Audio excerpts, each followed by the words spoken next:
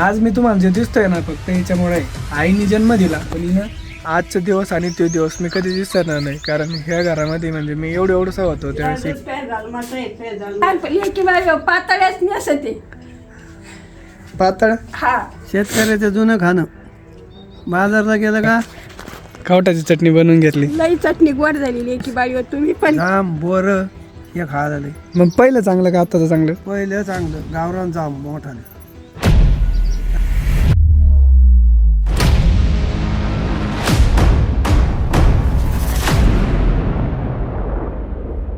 नमस्कार मंडळी, कसे आहेत तुम्ही? तर आजच्या नवीन ब्लॉगमध्ये तुमच्या सर्वांचे स्वागत.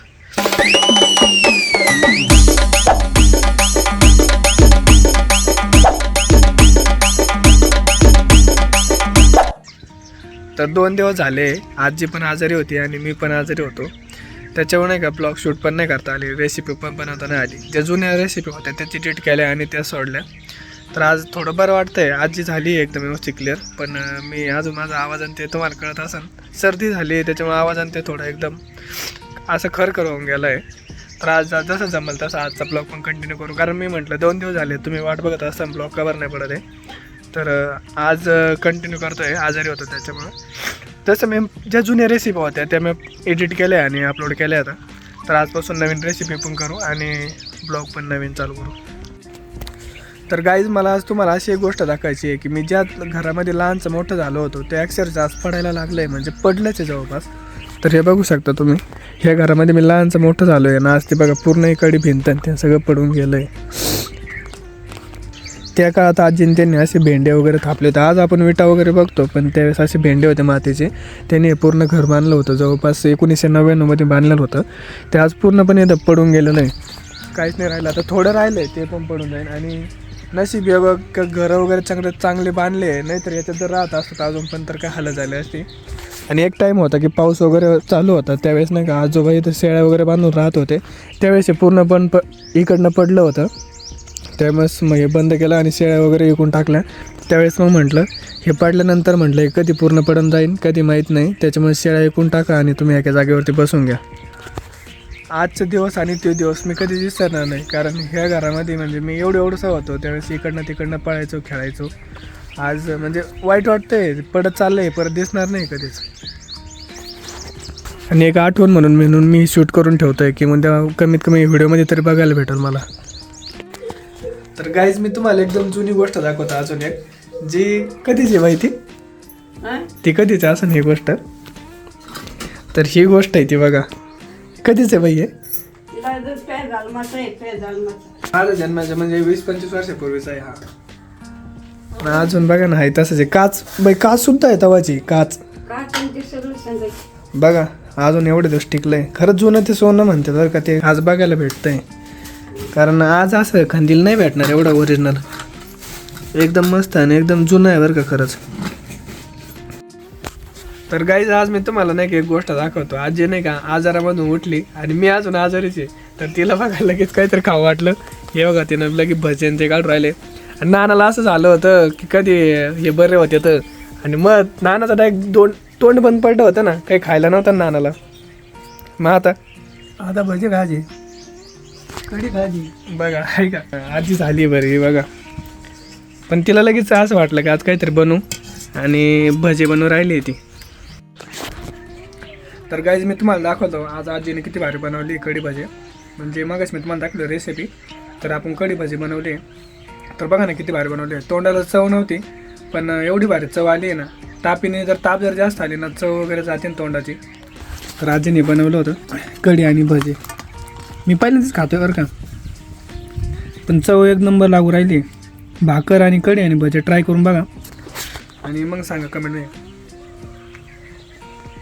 एवढी भारी बनवली ना, एक नंबर. डायरेक्ट रेसिपी लवकरच सोडवतो आता, एडिट वगैरे करून सोडून देतो. पण त्याच्याला ट्राय करून बघा. खरंच ह्या पद्धतीने जर बनवलं ना, मला तर वाटतंय जेवण जास्तच जाईल. आता मला नाही का दुखतं आहे, तर तुम्हाला माहीत असं दुखण्यामध्ये नाही का तोंडाची चव वगैरे जाते, तर काहीतरी म्हणजे असं खाऊ नाही वाटत वगैरे. तर या पद्धतीने कढी आजीने भारी बनवली. मला वाटलं का फक्त भजे वगैरे बनवते, पण ती कढी आणि भजी बनवली, एक नंबर बनवली खरंच. कोणाचं काय आणि कोणाचं काय, माझं दुखायला लागलंय. मला असं वाटतं नाही 5-5 मिनिटाला झोपाव आणि तुमच्या आजीचा भाव काय चाललंय. आता लहानपणी लेकी बाळी पातळ्याच नसते. पातळ हा आता का म्हणून नेसले कुठं कुठं चालली काय? आता आता लुगडे नेसले पण पातळ्याच नसत जाणे. आता इथून बरं कुठं चालली तू? आता चालले बाजाराला. कोणत्या? आता बुधवारी आहे ना पातळीला. आणि कोण नाही तुला? पाहिजे जाईल मग आपली हळूहळू. बघा गेला किती आवड आहे बाबा नाटायची. मला तर असं झालंय काय करू पण ब्लॉग टाकायचा आहे आज काही पण करून, कारण तुम्ही वाट बघता परत. पहिले 2 दिवस ब्लॉग नाही पाडला, त्याच्यामुळे कंटेंट काही ना काहीतरी शोधत राहतोय आणि टाकतोय. तर हिचं काहीतरी डोक्यात आहे हिनं लुगडं घातलं म्हणजे ही मला दमो घेणार आहे, मला नाही झोपून देणार आहे. त्यांचं म्हणणं काय आहे की झोपलं ना माणूस तर आजारी पडतं, मग पडतच बाबा काय कर. म्हणून मला झोपून नाही द्यायचं. हां बसलो थोडं. आता तिने लुगडं घातलं म्हणजे तिच्या डोक्यात काहीतरी प्लॅन असणार आहे, त्याशिवाय तिने मला उठलेलं नसेल. बघू आता काहीतरी असणच. तर काहीच बघू शकता, मी म्हटलं ना तुम्हाला याशिवायनं काहीतरी केलंच नाही, कुठं जायचं नाही काहीच नाही. तुम्ही बघू शकतात नाना काय करतात पाठीमागं. काय करतात नाना? हां कुठं भिजलंय? इकडे या उन्हाचं नका येणं तिकडं. आता तिने कवठे देते बाई दाखवा लागते ना. हा की तर नाना नाही का तिकडं पाणी देऊ राहिले तर ऊन पडलंय म्हणून म्हटलं या इकडं, कारण उन्हाचं नको, कारण आजारी मी पडलोय ना, मला असं वाटतं कोण नको पडायला. कारण ते दोघं चांगले असले ना मग ओके. तर गाईज बघू शकताय तुम्ही, शेवटीनं माझं डोकं खाऊन खाऊन मला बसलंच. हे बघा आता आणलंय सगळं, गोड ते आणलंय आणि आता पाण्याची चटणी. बरं वाटतंय तुला? हे दवाखान्यात दम येते मला. मग आता तो दमतो मी दमते काय करतो. तो दुखत नाही आता, मला दुखत आहे. अरे मग टंगलेले चढून देत नाही.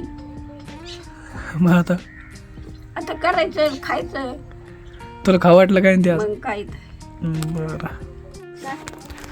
तर गाईज तुमची आजी पण अशी हट्टी आहे का? शेवटी तिने माझ्याकडून घेतलंच बनवून व्हिडिओ काढून. हे बघा खावटाची चटणी बनवून घेतली. लई चटणी गोड झालेली आहे की बाळीवर. तुम्ही पण खात जा आणि तुमचे लहान लेकरं सुद्धा खात जाते. लईच भारी लागती. ज्वारीची भाकर असलं मग तर लईच भारी लागती ही चटणी. असं पण खरं सांगू का एक गोष्ट आहे, माणूस कसं पण जागायला असं नाही, पण मन मोकळं जागायला पाहिजे. जे वाटणं जा वाटणं तेव्हा करायला पाहिजे. तिला आता बघा एवढी कावटाची चटणी खाऊ वाटली, तिने मला उठवलं, म्हटले तो दुखत आहे ठीक आहे म्हणले, पण 2 मिनटं मग फक्त व्हिडिओ काढ, व्हिडिओ पण सोड. आणि तिला कावटाची चटणी खायची होती भरपूर दिवसापासून. तर आज तिने शेवटी नुसती चटणीच खाल्लेली आहे की बाई हो. भाकर तर लांबच राहिली पण नुसती चमच्याभर चटणी खाल्ली. बघा बिंदास असं जगायला पाहिजे करत. नाना पण आता काय खात होते? चिवड नाना चिबाडा. यांचं दोघांचं नाही का दिवसभर खाते पिते मस्त राहते. अन्न दाखवा जाळण्या पैसे ठेवलेत लहान. हे बघा तुम्हाला दाखवतो बरं का कसे चिबाडा असते. हे बघा असे चिबाड आहे ते, म्हणजे काकड्यासारखेच आहेत थोडे. हे चिबाड असतात का? हा हे चिवड शेतकऱ्याचं जुनं खाणं. बाजारला गेलं का पहिले चिवड घ्यायची 1 किलो, मकाची 1 किलो, हां. गाजरं एवढं खायचं. ऊस पहिले ऊस आणायचं आम्ही पायदळी बाजारला गेलो का पहिला ऊस मला दांडगा ऊस आणायचं. मग इथं आलो ते 4 टिपरी पोराला द्यायचं तोडून दादा खाऊ. दुसरंच आणीत खायला. दुसरं काही नाही. शेवू नाही, लाडू नाही, जिलेबी नाही, काही ऊस नुसतं ऊस गाजर ऊस. ऊस चिवड गाजर चिवड हे आता हे पिकलेत बेल ठेवलेत. हां. पहिले हे गारचे पडू घ्यायचं दांडगा. पोरं आले का पळत लगे खायचे.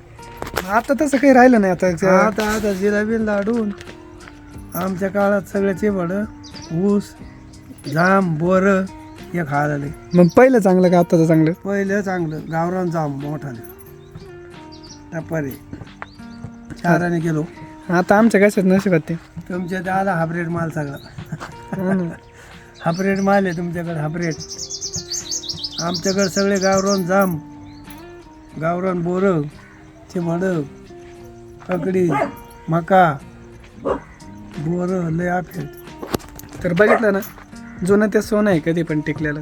हे बघा तुमच्या समोर आहे. एक दिवस दुखलं आणि दुसऱ्या दिवशी नीट पण झालं. आणि इथं 3 दिवस झाले तर आज दुखत आहे, अजून नीट होत नाही. मी खरं सांगतोय, जेवढं आपण चांगलं खातो ना तेवढं चांगलं राहतो. मी बाहेरचं ते जास्त खातोय, बाई काही खात नाही बाहेरचं. हे बघा, तिला वाटलं कौट खायचं, आता एक जुनंच आहे शेवटी. किती काही केलं त्यानं, कौट वगैरे खाल्लं आणि तब्येत चांगली आहे. नानाचं दुखत होतं 2-3 दिवस, नाना बघा ठीक झाले. एक 24 घंट्याच्या आत ही माणसाने लवकर नीट होते. तर यांच्यात पावर आहे, खरं सांगतो, आपल्यात नाही आहे पावर खरंच. आम्ही हाबऱ्यात धान्य खाल्लं नाही, आम्ही गावऱ्यान खाल्लं बाजरीच्या भाकरी. पण आता बाई आमची पण चुकी काय आहे, आता आम्ही पण कुठून आणायचं ते गावरान? आता तुम्हाला हाबरेटच आहे सर. तेच ना, त्यात आमची पण चुकी नाही ना आता काही आमची. आई ते खावंच लागेल. मग तर गाईचं आज दिवसभर तोंड पडलेलं आहे, तर मागून थोडं चक्कर मारून येतं. म्हणजे इकडे मला खरंच एनर्जी भेटते बरं का. तुम्ही म्हणत असता की मी बार दाखवतो, पण हे बघून कोणाला नको वाटेल? खरं सांगा, कसं वाटतंय खरंच? एक म्हणजे मनाला ते शांतता भेटते बाबा, खऱ्या अर्थाने. एकदम शांत आणि सगळीकडून फक्त पक्ष्यांचा आवाज आहे. आणि इथं शांत बसलं ना थोडं बरं वाटतं. म्हणजे घरात झोपून पण नाही का, भरपूर कंटाळा आला आहे. तिथं सगळीकडे झाडं वगैरे आहेत आणि आजूबाजूला त्यांनी पाणी वगैरे दिलेलं आहे ना, तर भारी वाटतं थोडं बसायला. नशिबाने घरापाशी एवढं जागा वगैरे मोकळी आहे, त्याच्यामुळे एकदम मस्त वाटतं. कारण आज काही शूट पण नाही करता आलं, कारण झोपून आहे दिवसभर. तर उद्यापासून मला आज चांगलं म्हणजे आत्ता एकदम मस्त बरं वाटू राहिलं आहे. सकाळच्यापेक्षा माझा आवाज आत्ता चेंज पण झाला आहे, कारण तुम्हाला दिसेल सकाळचा आवाज कसा होता आणि आत्ता ब्लॉगचा शेवटचा आवाज माझा कसा आहे. तर मी उद्या मला तरी वाटतं मी 100% रिकवर होईल. तर असं म्हणजे भारी वाटतं खरं तिकडं. मी तरी तुम्हाला प्रत्येक ब्लॉगमध्ये म्हटलं आहे ना की मला ज्यावेळेस नाही का बरं नाही वाटत ना, मी इकडे येऊन बसत असतो. तर इथं खरंच एक म्हणजे भारी वाटतं, सगळं हिरवं आहे आणि पक्ष्यांचा आवाज वगैरे ना, तर मस्त वाटतं थोडं इकडं. तर बघू शकता तुम्ही, तंबाट्याला आपल्या घरचे तंबाटे येतं. हे बघा, तंबाटे पण आले आहेत, हे तंबाटे वगैरे आले आहेत.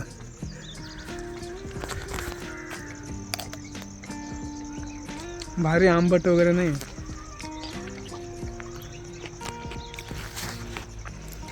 गाईस तुम्ही बघू शकता, हे बघा, नाना दररोज नाही का सूर्यनारायणाचं दर्शन घेतात सकाळ संध्याकाळ. सकाळी उगताना पण घेतात आणि मावळताना पण घेतात. एक पण दिवस नाही असा की मी तुम्हाला पाठीमागच्या ब्लॉगमध्ये पण दाखवलं होतं की नाना डेली दर्शन घेतात, सूर्य मावळताना पण आणि उगताना पण. सवय पहिल्यापासून धार्मिक. तर गाईस तुम्ही बघू शकताय, हे खरंच मशीन आहे बरं का आपल्या घरातलं. बघा, आलं दुकानामधून आली, बघा आता वाटाणे वगैरे सोलून घेतले. आता याच्या डोक्यात काय, मी काही शूटबीट नाही करणार बरं का. आता जरी वाटलं तरी ते मी नाही करणार भाऊ. काय तू जर म्हणले आता काही शूटबीट कर भाजी बिजी, मी नाही करणार. हे बघ ना, वाटाणे बिटाणे तो डोक्यात जरी काही प्लॅन असला ना तेव्हा आता पण कर, मी नाही, मी कटाळा. भाजी करायची आता? मी नाही व्हिडिओ काढणार. कमर नाही बाबा, तू भाजी कर, मी डायरेक्ट झालेलं दाखीन. मला मग दुखत आहे बाई, विचार कर ना थोडा. करतो का माहीच्या मग गावात झालं म्हातारीचं दुखत आहे, म्हातारी. तुम्हाला खरं सांगू का, हिनं प्लॅन केलेला आहे डोक्यामध्ये. हिचं म्हणणं काय आहे की मी याला इथं नाही का शूटिंग काढून दमून घेणार, मग हे शिपवरती पळत. तेच प्लॅन होता खरं सांग. आज तोंडाने कबूल झाली बघा, त्याच्यामुळे मला दमू राहिली. मग तुलाच वाटतं आता शिफोर जाऊ का मग? जा. बरं जातो मग थोड्या दिवसात.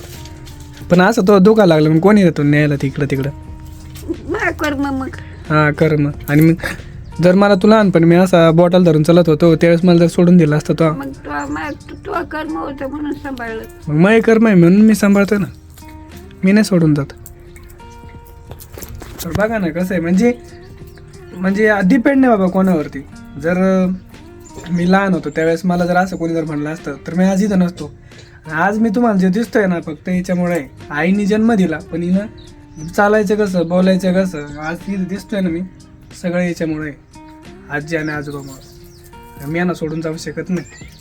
नाना तुम्ही संध्याकाळ झाले तरी गप करून नाही बसत बाई, कमून नाना गप कमून नसा बसत. बघ तो स्वयंपाक म्हातारीचा कसं काय नाजूक आहे, ना नाजूक स्वयंपाक.